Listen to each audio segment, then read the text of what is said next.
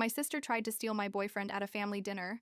Years later, my parents brought her to my bridal shower unannounced, so I exposed her in front of everyone and destroyed her reputation. I'm 28 years old. I work in digital marketing, and in a few months, I'm marrying the love of my life. But what happened at my bridal shower like 3 weeks ago basically blew up my entire family. And honestly, I need to tell this because I'm still processing everything. The thing is, I haven't spoken to my younger sister in 6 years. Like, literally 6 years without a single word. And my parents decided that my bridal shower was the perfect moment to bring her without telling me. Spoiler alert. It wasn't. I guess I should start from the beginning, when we were kids. Amber is 26 now, 2 years younger than me. And for as long as I can remember, my parents, Donna and Kenneth, made us compete over everything. And when I say everything, I mean absolutely everything, even the stupidest things. Who got better grades? Who was prettier? Who had more friends? Who got a better job? Literally anything became a competition. My mom would say things like, "Look, Victoria got a 95 inches math. Let's see if you can beat her, Amber." And my dad was the same. Like, "Your sister already got a job at that company? What are you doing?" It was exhausting. You know what I mean? Like we could never just be normal sisters who get along. There was always this constant pressure to be better than the other. We grew up in a medium-sized town. Nothing special. And the truth is, when we were kids, I tried to ignore all that competition shit. I tried to be a good sister. I really tried. But Amber was always more intense about all of it. She took it super personally every time I achieved something. And my parents didn't help at all. On the contrary, they threw more fuel on the fire. I remember when I got into college, my mom told Amber, "Well, now you have to get into a better one than Victoria." And I was thinking, seriously? Can't you just congratulate us both for our individual achievements? But no, everything was an endless fucking competition. Fast forward like 10 years. I was 22 and had just started dating Ryan. Ryan is incredible. Seriously. He's the most patient and understanding guy I've met. And I needed that, because what came next was total insanity. We'd been dating for like 3 months. Nothing serious yet, but I already liked him a lot. You know, that stage where you start thinking maybe this could be something important. I decided to introduce him to my family at a dinner. Typical Sunday family dinner. Nothing fancy. I just wanted them to meet the guy I was dating. From the moment Ryan walked into the house, Amber started her show. She wore a super tight dress which, whatever, everyone dresses how they want, but the timing was obvious.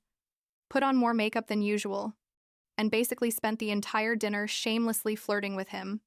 I'm talking about touching his arm every 2 seconds, laughing exaggeratedly at everything he said, leaning toward him showing cleavage, asking him super personal questions like, "So do you have a girlfriend?"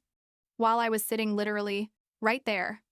Ryan, God bless him, was super uncomfortable and kept looking at me the whole time, like, "Help me, please." But Amber wouldn't stop. My parents said nothing. Nothing. They just sat there watching the whole spectacle, like it was completely normal for my sister to try to seduce my boyfriend in front of me. When dinner ended and we were washing dishes, I said to my mom, "Hey, did you notice how Amber was behaving?" And she just said, "Oh, Victoria, don't be dramatic. Your sister is just being friendly." Friendly. Can you believe it? That's not a word I would use to describe what happened. Ryan and I left there, and he said to me, "Your sister is intense." And I could only agree. I thought maybe that would be the end of it, that Amber had already done her little number and we could move on with our lives. But oh no, this was just getting started.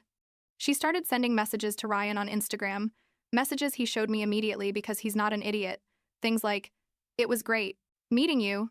We should hang out sometime without Victoria to get to know each other better," with flirty emojis and everything. Ryan blocked her after the third message. But Amber didn't give up.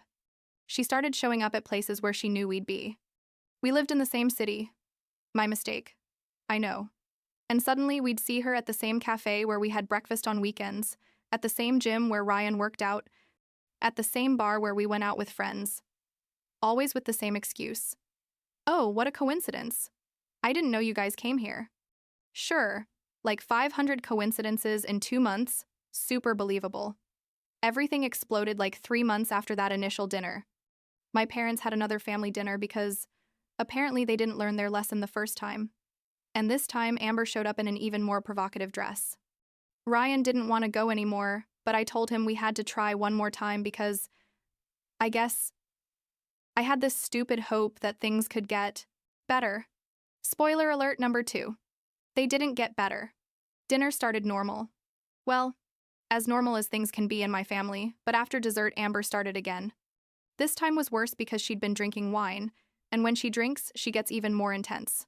She told Ryan in front of everyone, "You know, if you ever get tired of my sister, I'm available."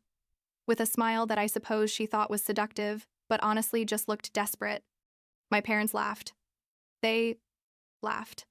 Like it was a super funny joke and not completely inappropriate and disrespectful. I exploded. I told Amber she was an embarrassment, that she had no dignity, that she was pathetic trying to steal my boyfriend because she couldn't get one of her own. I said ugly things. I admit it. I told her she was a loser, with no future, no stable job. She was working in retail at the time and hated her life. Nothing of her own except this sick need to have what I had. Maybe I went too far? I don't know. But I had put up with months of this shit and everything just exploded all at once. Amber got up from the table and I thought she was going to leave. That maybe she'd finally reached her limit. But no. She came up to me and pulled my hair. Literally grabbed my hair like we were in middle school and pulled so hard she made me fall off the chair. Ryan immediately got up to separate her, but before he could reach us, Amber slapped me so hard my face was burning. My parents finally reacted and pulled her away, but the damage was already done, both physically and emotionally. I got up, went to the kitchen to put ice on my face that was already swelling, and Ryan followed me. I told him, "We're leaving now," and he just nodded. We left that house and I never went back. I blocked Amber on everything. Phone, social media, email, everything. I told my parents that if they wanted to keep in contact with me, they couldn't mention Amber or bring her when they visited me. Basically, I cut my sister out of my life completely. And honestly, during those 6 years, I didn't even miss her. My life was calmer without her.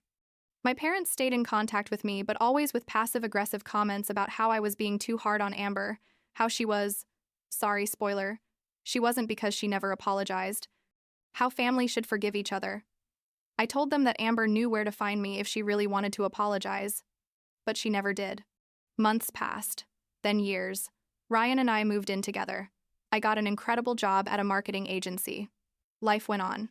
Ryan proposed to me a year ago on a beach trip. It was perfect. I cried like a baby, and we started planning the wedding. This is where things get interesting again. My best friend and my cousins organized a bridal shower for me 3 weeks ago. They had everything planned. Pretty decorations, fun games, delicious food. They invited like 30 people. All the important women in my life. My parents were obviously invited. My mom even helped with some of the organizing, even though she wasn't the main host. Everything was going perfectly. I was super excited. I arrived at the venue, a small but nice event hall, and started greeting people. There were friends from college, co-workers, cousins, aunts, Ryan's mom, basically all the important women in my life except one, because obviously Amber wasn't invited. Or so I thought. Like half an hour after I arrived, the door opens and my parents walk in with Amber behind them. I froze. I literally felt my entire body tense up, and my brain trying to process what I was seeing. My mom comes up to me all smiles, like this was completely normal, and tells me, "Surprise, we invited your sister, so you two can reconcile on this special day." Surprise. Like she'd done something nice and not something completely inappropriate and disrespectful. I looked at Amber, who was standing there with a gift in her hands, looking uncomfortable but not sorry, and something in me just broke. All the people in that room had gone quiet and were staring at us. My best friend came up to me and whispered, "Do you want me to kick them out?" And for a second I considered saying yes, but then I thought, you know what? No. This ends today. If my parents wanted to make this public, then it would be truly public. I told my friend it was okay, that I was going to handle it. I stood in the middle of the room and asked for everyone's attention. I said, "Since my family decided to turn my bridal shower into a surprise reconciliation event without my consent, I think everyone should know why my sister and I haven't spoken in 6 years." And then I told everything. I told about the flirting with Ryan, about the messages, about how she physically attacked me at the family dinner, how she pulled my hair and slapped me, how my parents laughed at her advances toward my boyfriend. I didn't hold back anything. The silence after I finished was deafening. You could hear a pin drop. Amber was red. My parents looked furious, but several women in the room looked horrified. My Aunt Sandra, who's a human resources manager at a big company, approached Amber and told her, "I was thinking of offering you a position at my company because your mother asked me to a few weeks ago, but after hearing this, it's definitely not going to happen." Amber just stammered something incoherent and ran out of the room. And my parents looked at me like I was the devil incarnate, and left too. The rest of the bridal shower was weird, obviously. Several people came to hug me and tell me I did well standing up for myself. Others looked uncomfortable with all the drama. We tried to continue with the planned activities, but the atmosphere was already ruined. I felt bad for my friends who worked so hard organizing it. But I also felt this strange sense of liberation. Like I'd finally gotten out everything I'd been holding in for 6 years. The next day, my mom called me. Not to ask how I was, but to yell at me that I'd ruined Amber's reputation, that because of me she'd lost a job opportunity with my Aunt Sandra, that I was selfish and only thought about myself. I told her, "Mom, Amber lost that opportunity because she's violent and never apologized for attacking me, not because I told the truth." She kept yelling, so I hung up and blocked her. I blocked both of them, her and my dad, on everything. Phone, email, social media, everything. I was fed up. I thought that would be the end of it, that I'd finally have peace. But 2 weeks later, one night when I was watching Netflix with Ryan, there's a knock on the door. I open it and there are my parents with Amber. Another ambush. Apparently it's their favorite tactic. My dad starts with, "We need to talk as a family." And I just say, "No, we don't. Leave." But then Amber takes a step forward and says, "Victoria, please, just give me 5 minutes." Something in her voice was different. She didn't sound defiant or defensive like always. She sounded tired and sincere. I told her my parents couldn't stay, that if she wanted to talk it would be just her. My parents protested, but Amber told them to leave, that she could handle this alone. They left, though clearly upset, and I let Amber in. We sat in the living room. Ryan stayed with me because honestly I didn't trust being alone with her, and Amber started talking. She said she'd been in therapy for the last 6 months, that her therapist had helped her see how our parents had put us in this toxic dynamic our whole lives, how she'd let that turn her into someone horrible. She said what she did to Ryan and me was unforgivable, that physically attacking me was the worst thing she'd ever done in her life, and that she carried that guilt every day. She said she understood if I could never forgive her, but that she needed me to know she was genuinely sorry, and that she'd been working on herself. She cried. She cried a lot. And the thing is, I could see it was real. It wasn't the manipulative crying I'd seen before. It was genuine pain and shame. She told me she'd lost friendships because of her behavior, that she'd sabotaged relationships because she didn't know how not to compete, that she was in a very dark place and was finally trying to get out of it. She said she didn't expect me to invite her to the wedding, that she just wanted me to know she was truly sorry. Honestly, I don't know what happened to me. Maybe it was seeing my sister really vulnerable for the first time in our adult lives. Maybe it was that I'd also been in therapy, processing all of this. I don't know. I told her I appreciated her apology, that I could see it was sincere, but that I needed time. She nodded and said she understood. She got up to leave, but before she reached the door, I said, "Amber, wait. You're invited to the wedding if you want to come." She turned around and looked at me like she couldn't believe what I'd just said. She said, "Really?" And I said, "Yes. But without Mom and Dad, they're not invited." She smiled, a small, sad smile, and said, "I understand." My parents, as expected, lost their minds when they found out. They sent me a long email, because they were blocked on everything else, saying they were the ones who had raised a family, that it was an insult not to invite them to my wedding, that Amber and I were ungrateful. Basically a bunch of classic gaslighting.